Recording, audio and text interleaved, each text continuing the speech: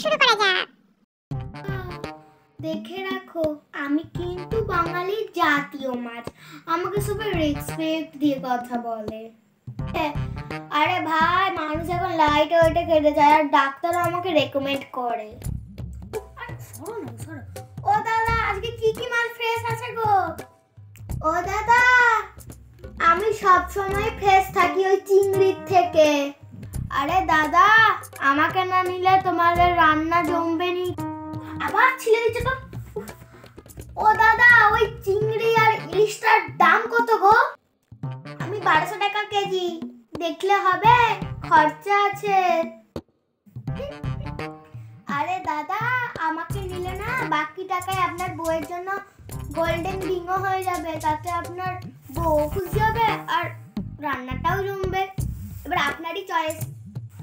রেসিপিতে আমার নাম শুনলেই সবাই লাইনে দাঁড়ায়, তাই জন্যই বলছি ওই চিংড়ির থেকে ভালো আমাকেই নাও।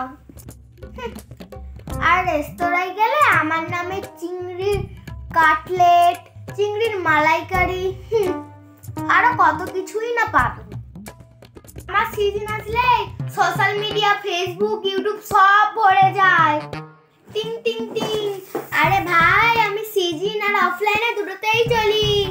আচ্ছা ঠিক আছে, আমি দুজনকেই নেব। হ্যাঁ, তাহলে তো বেশ জমবে।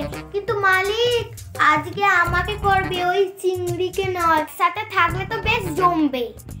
কিন্তু দাদা, ওই ইলিশকে ছাড়াতে তো আপনাকে চামচ দিয়ে করতে হবে। আপনার চামচটা নোংরা হবে, কিন্তু আমাকে করলে ছাড়াবে আর খোলাটা ফেলে দিবেন।